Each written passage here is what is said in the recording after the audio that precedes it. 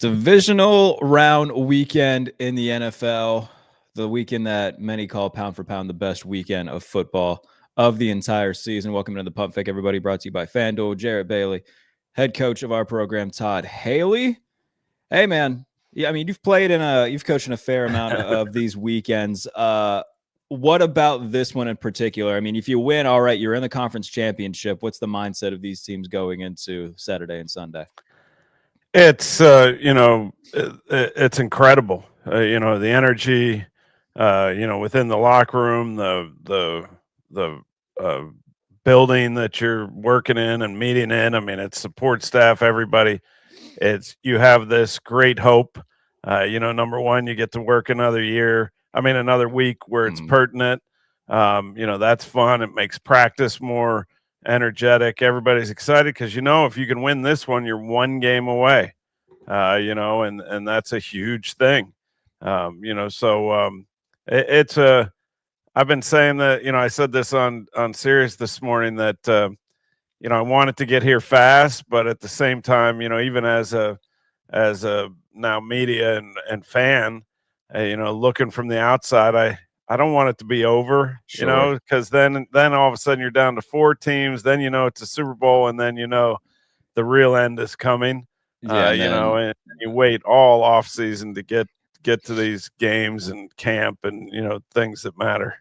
Yeah, the period of like early February after the Super Bowl until the draft, easily the worst part of the NFL calendar, because then I gotta sit through, so and so made his 97th mock draft of this cycle. Let's see what changed here. Oh, he's some defensive tackle who went 35th goes 32nd now. Oh my Lord. I hate mock drafts with every fiber of my being, and I'm already ready for the draft to be done.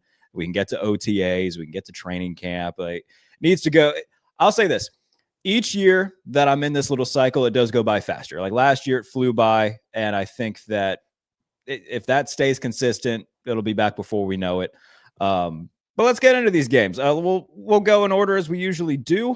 So we'll start off in the first AFC game. Buffalo traveling to Denver. The Bills are 1.5 underdogs, according to our friends at FanDuel. Over/under set at 46.5. The big story here: no Gabe Davis, torn ACL. No Tyrell Shavers, torn ACL. The Bills currently have 3 completely healthy receivers. Curtis Samuel might play, but he's questionable.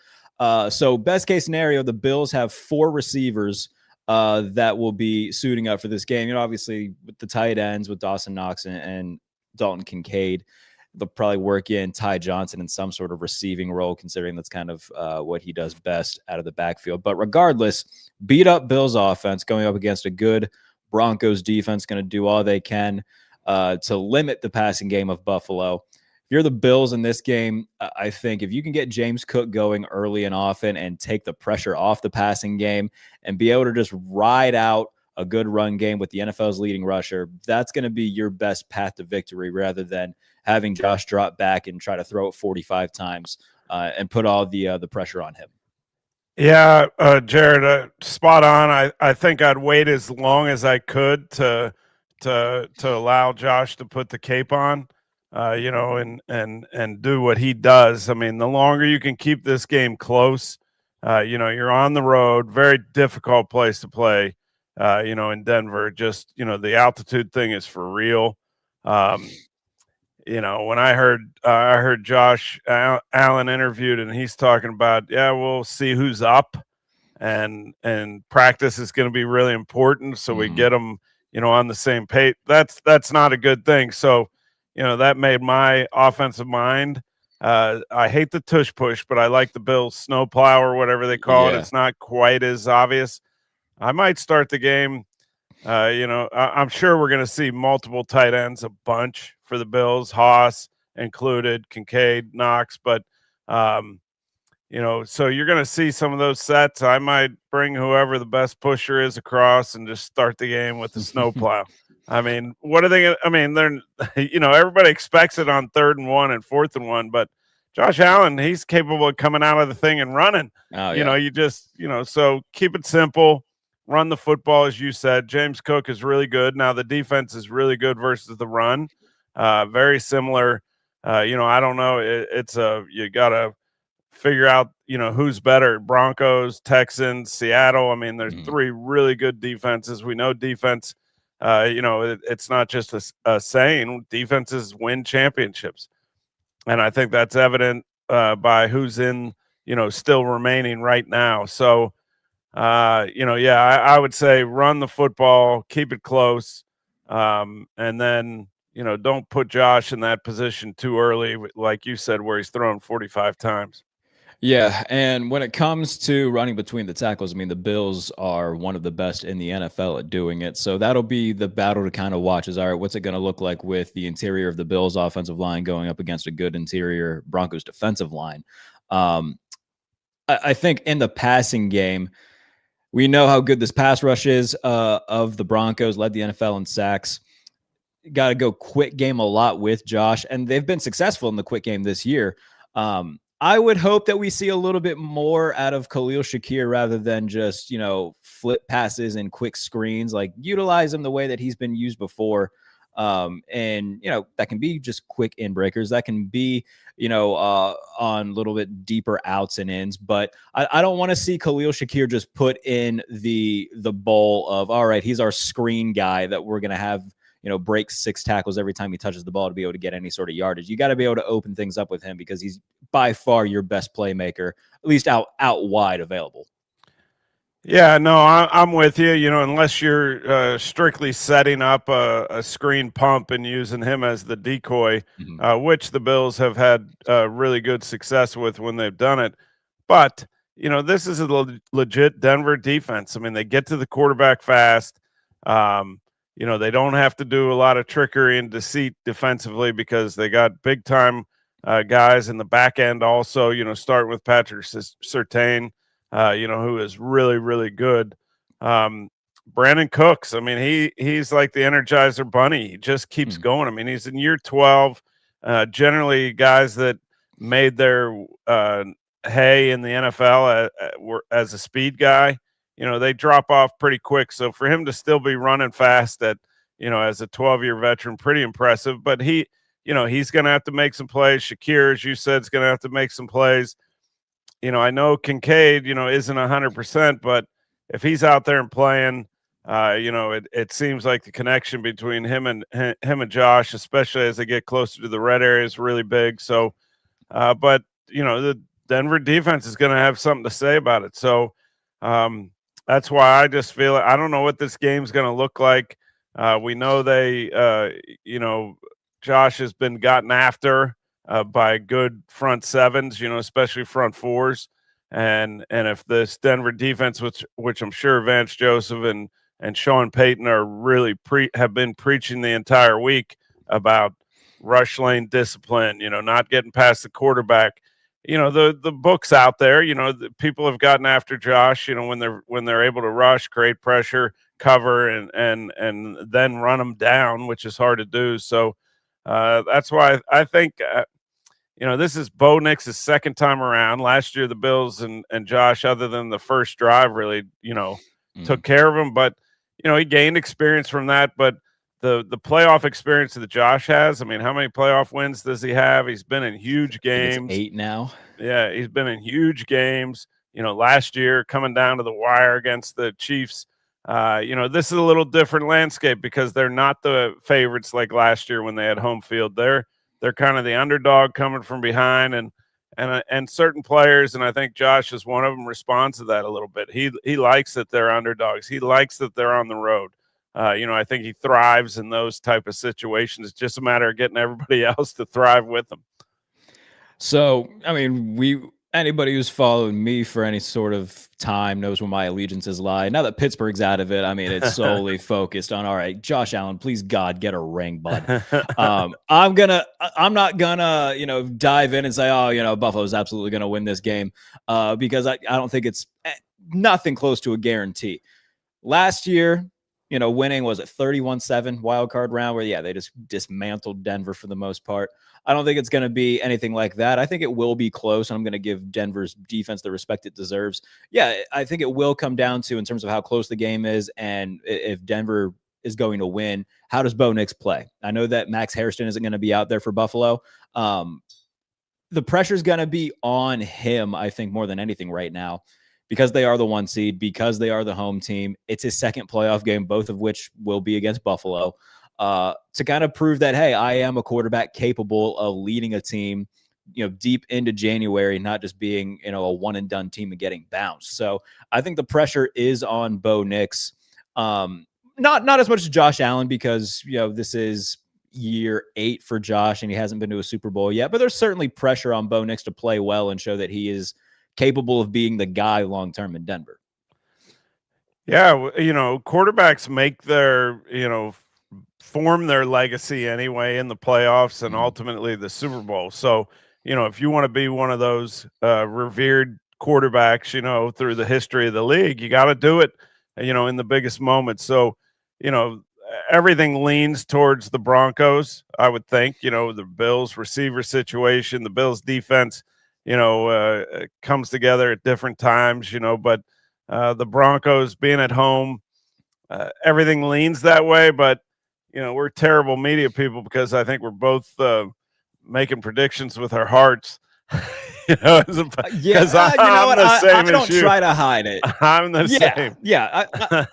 I don't really try to. I don't make qualms about my rooting interests. I have them. It is what it is. I know that we talked about this last week when there's certain media people who say, oh, I became media, so I'm football agnostic. Nah, that's all right. I'm not.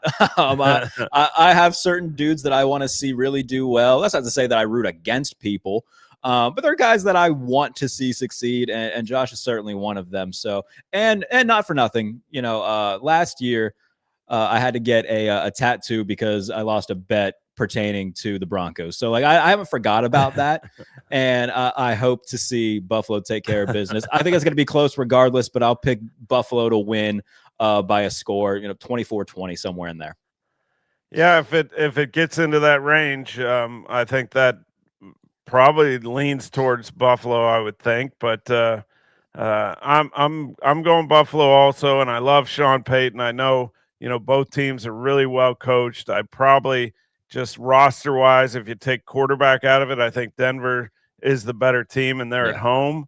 But Josh Allen is, he's kind of a separate entity. I mean, it's a little different. It's no different than Mahomes. When his team was shorthanded. These great players have a chance when maybe others wouldn't because they're just that talented. And, he's a great human being.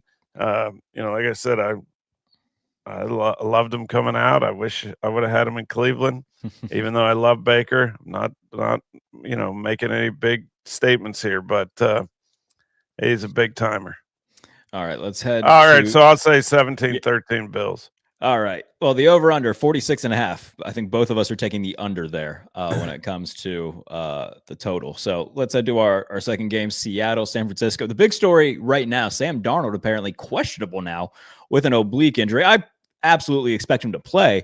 But, I mean, that certainly throws a wrench into things in terms of if you're planning on betting on this. The 49ers 7-point dogs, over-under set at 44.5. Seattle, the last time these two teams played, 13-3, I believe the final score. They, limited the 49ers to only 3 points. Brock Purdy didn't play well. The offense as a whole for the 49ers didn't play well last week for San Francisco. Losing George Kittle, just a microcosm of their season, getting a big win, but losing a star player in the process. Had guys like Demarcus Robinson step up. They've leaned a little bit more on Kyle Juszczyk than they usually would. I think I'm still going to take San Francisco for the reason of, and it might not be fair to some, but Sam Darnold already scares me in the playoffs, and he has not played well in like the last 6 weeks as a whole. And with an oblique injury coming into this, I think that Seattle's defense plays phenomenal. But I'm going to roll with the 49ers. I'll take the under. I think San Francisco continues this ride that they've been on. I think Kyle Shanahan, just the job that he's done this year, we've talked about it a lot on this show, but I believe more so in Kyle Shanahan and Brock Purdy than I do in Sam Darnold. That's where I'm going to lean. Yeah, I think this has a chance to be a really good one, and I think it's very easy for us to look at what happened, a few weeks ago in a very big game. But you can't discount that the 49ers played pretty good defense too, and Yeah. and they've done a great job with missing some huge pieces. I don't know if you saw it, but the clips of Fred Warner after seeing that injury, Dude's an and then alien. he's a beast, and the great ones just like Josh Allen getting his knee hyperextended, and then he's just fine. Caleb Williams is standing on his ankle bone, and then all of a sudden he's fine. Mhm. The really good ones, they just have that. I don't know what it is, mind over matter. They heal quicker, whatever it is. But to see him out there, I gotta believe for his teammates, because they know he's not playing tomorrow, but if they could take care of business, then he might get to play. And Yeah. so that whole dynamic's going on now. That won't matter once the game starts, but preparation and things like that. But I don't know. The Seahawks team, Jared, is really good. The defense is real.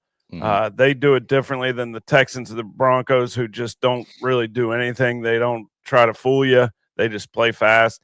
Now this Mike McDonald defense, having dealt with him with the Ravens, you got to deal with a lot of different elements. Who's rushing, who's dropping, and they got some big dogs over there too that can play.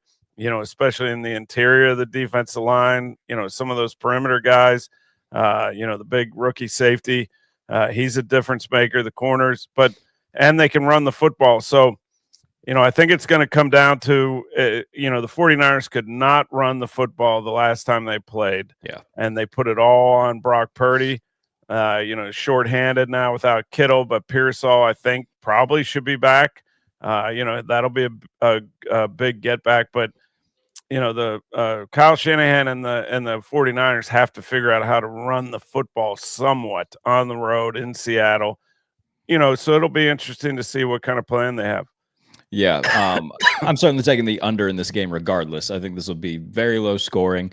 What's this one at? 44? 44.5. Yeah. So I'll take San Francisco 17-14. So I think it's going to be a low scoring game. I'm going to say we'll differ for one of the first time. Seattle 20-10. Okay. Well, I'm giving them the home field, so I'm giving them those 3 points, and then, but I'm kind of secretly rooting for the Niners because I think they've been through heck and back, with the injuries and everything, and I'd love to see Fred Warner get a chance to be out there again.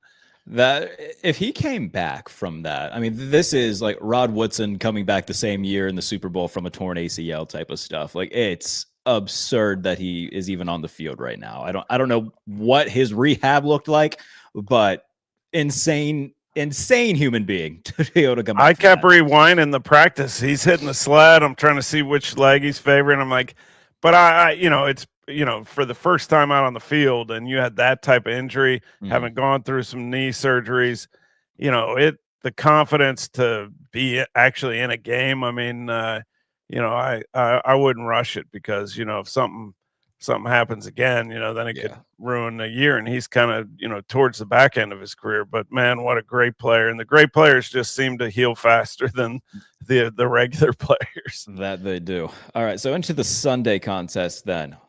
The Houston Texans, 3-point dogs to the New England Patriots. Houston coming off that dominant performance over Pittsburgh, not allowing a touchdown, 30-6 win. 2 defensive touchdowns in the fourth quarter to really pile it on. That said, Nico Collins likely out with a concussion. New England's defense in their own right put up a really good showing against the Chargers. These 2 defenses come into the week having allowed a combined 9 points in wild card weekend. So, we've said under in the first 2 games. It feels like we're going to get burned on one of them. I don't think it's going to be this one, though. Just the way that both D'Amico Ryan's defense, Mike Vrabel's defenses have looked down the stretch and last week in wild card weekend. It's going to be a low-scoring game. C.J. Stroud didn't have a great game against Pittsburgh, but the defense really bailed them out. The fact that they had 3 turnovers, they were at one point 3-0 in the turnover margin, and then they win by 24. Says a lot about how great that unit is for Houston. The Patriots, though, got after Justin Herbert, plenty of pressures, I believe 6 sacks on Herbert, and kept them out of the end zone. So 0 combined defensive or offensive touchdowns allowed by these two units last week. And now it'll come down to, all right, Drake Maye, CJ Stroud, which offense is going to be able to put up the most amount of points? Yeah, and again, CJ, even though he's still a young player, has a lot more playoff experience. And as you know, Jarrett, as you go through the playoffs, once you get one win, wild card weekend is one level of media attention. People pulling you from every different direction to do things, distractions. Family, friends. You want to get to the game, whether it's home or away. So each step that Drake Maye takes, it's going to be a step that CJ's already gone through. And I think that's an advantage. The Patriots do it more with scheme, kind of like Seattle. Gonzalez, if he's back, he was in protocol also, but it sounds like he's got a chance. He practiced yesterday. So, him being out there would be big for the Pats. But this Texans defense is, I think you're getting close to putting it up there with some of the great defenses. And they just do it very vanilla-y because they're really, really good. So I was saying, if the Broncos happen to win, which we're both thinking the other way, but if the Broncos and the Texans win in the championship weekend, we might have a 0-0 game going into overtime, maybe double overtime. Over-under for that game would be like 16. Yeah, might be lower. I mean, unless the defense is scoring points. But no, I think defense wins. Championships, as they say, it wins on the road. It doesn't matter the elements. As I was hoping that it would have an effect in the Steelers game, but didn't slow this group down at all. So I don't know if anything thrown at them is going to keep them from being really good. Now, the only wild card is Drake Maye can possibly, if he can get out of some out of some sacks and pressures, long enough to get the ball down the field, that you can get it over the top because they're not used to anybody having time. So if he's able to, Ben Roethlisberger it and extend a couple plays, there could be some big plays to be had. So I think that's probably why it's sitting at 40. What is it? 40 and a half. Yeah. Yeah. I mean, you just don't know in the playoffs once it starts rolling one way, but I like this Texans team and I like, Mike Vrabel and the Pats, but I'm leaning Texans. I just think that defense is real. Yeah, this is the biggest coin flip of the weekend for me. And I'm going to go with the quarterback that I believe in more, that can make more plays against a really good defense. And I think I believe in Drake Maye just a little bit more, and just the season that he's had. I think I believe in Josh McDaniels more so too as well. And I think the things that he's done this season, scheme-wise, to draw guys open, like, it's not as if they've got the 07 Patriots out there that he's throwing to. I mean, it's Kayshon Boutte, just disrespect to these guys, but Efton Chisholm, Stephon Diggs is Stephon Diggs, but it's back 9 of his career, Stephon Diggs, Mac Hollins. Like, these aren't superstar names, and they've been able to put together just a tremendous season, in large part because Josh McDaniels has done a really good job of scheming things around these guys and finding good roles for them. So if the offensive line can at least give Drake Maye some time, more often than not, I think that they can make plays downfield, and that'll be the deciding factor. And the way that CJ Stroud played last week gives me a little bit of hesitancy to put any sort of confidence in him. And look, he's won 3 playoff games in his young career. I think he's one of only a handful of guys that's won a playoff game in each of his first 3 seasons. He deserves a lot of credit for that. Not saying he's a bad quarterback by any means, but the way that Drake Maye's played this season, week of rest, I think that they come in home turf, defend it, and win a very close game. Again, another low-scoring one. I'm not going to say 13-10 because that feels too memey, and I feel like that, it'll be a little bit more than that. I don't think it'll hit the over, though. I think we'll go 2017 New England. 2017. You said you were picking Houston. I think I am. And I think this game, much like the Texans Steelers last week, it could get away from both teams. If it's a defensive battle, and all of a sudden, one of the defenses takes over, I could see it being like a 24-10 type score. So I'll stick with that. I'll go Texans 24-10. I think this is a big moment for Drake Maye, and I know he's been really impressive. The work Josh McDaniels has done has been unbelievable, but it's a different moment for a young guy, and it's you gotta, I'm gonna go with the more experience. Even though we saw CJ struggle on the road last week, I'm gonna go with the more experienced quarterback, and I think they both can be really good when they need to be. All right, final game of the weekend then. The Los Angeles Rams traveling to Chicago. The Rams 3.5-point favorites on the road.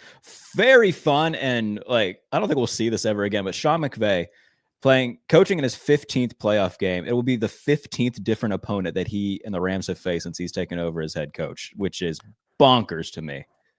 Yeah, that's testament to him and the job he's done out there with whether it's Jared Goff or Matthew. So one of the bigger things here I think we have to talk about is the temperature.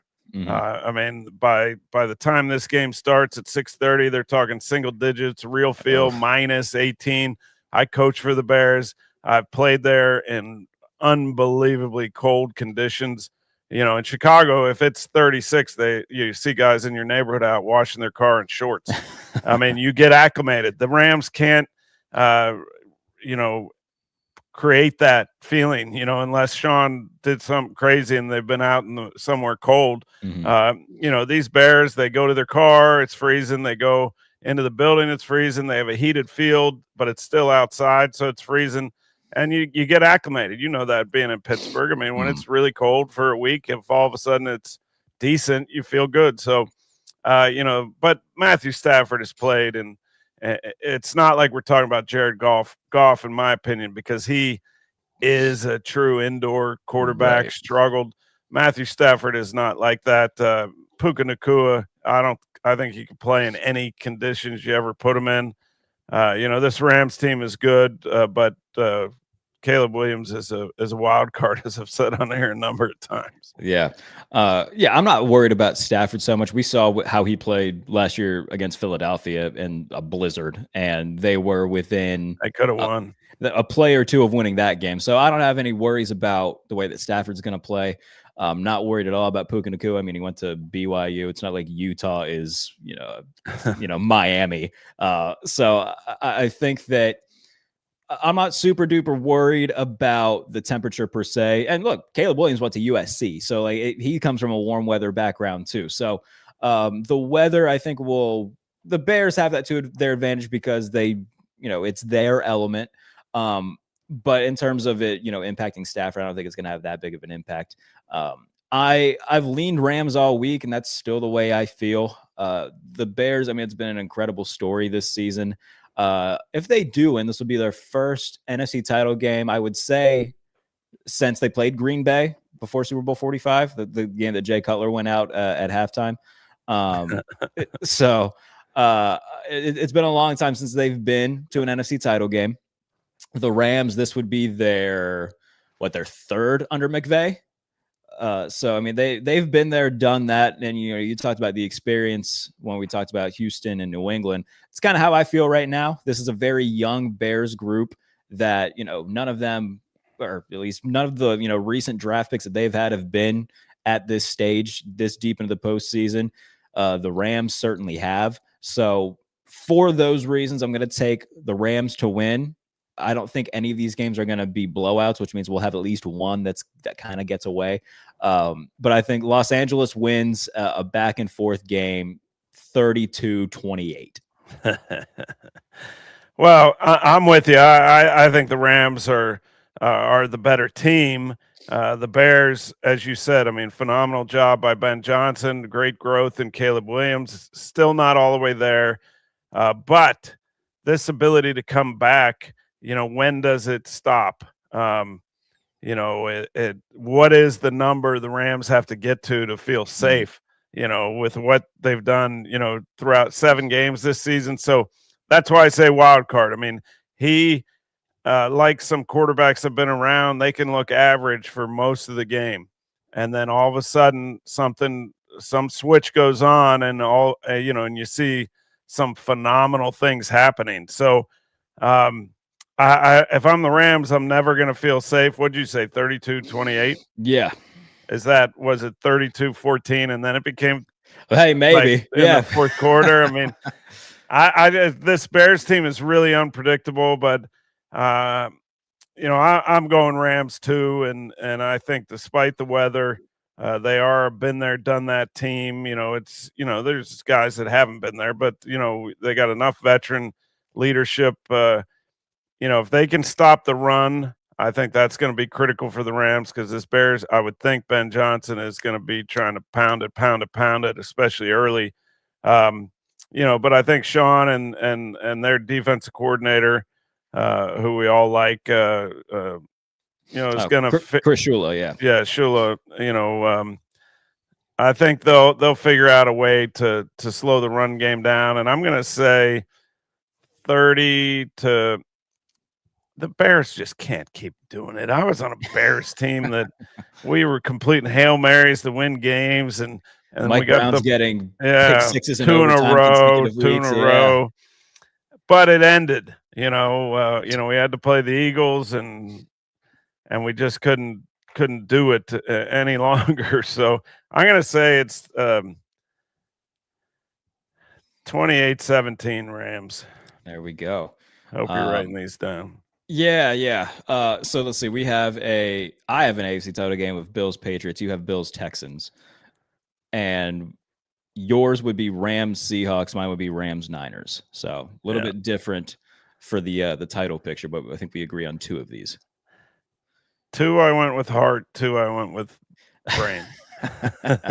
Well, I hope that the heart ones certainly come true when it comes to Buffalo. Those are always the best ones. Those are the best ones, and we'll see what the divisional round will bring. We'll be back next week to get you caught up with everything that went down on Saturday and Sunday. If you're watching on YouTube, please be sure to subscribe. We got over 3,100 subscribers over this last week, so keep that number going. Get us to maybe 5,000 before the 2026 season starts. That would just be fantastic. But yeah, we will be back both on the Pump Fake and Believe in Steelers next week to get you all caught up with everything going on in the Steelers head coaching search, but also everything going on in the NFL playoffs. So appreciate everybody for tuning in. Take care. Enjoy your weekend of football, and we will talk to you very soon.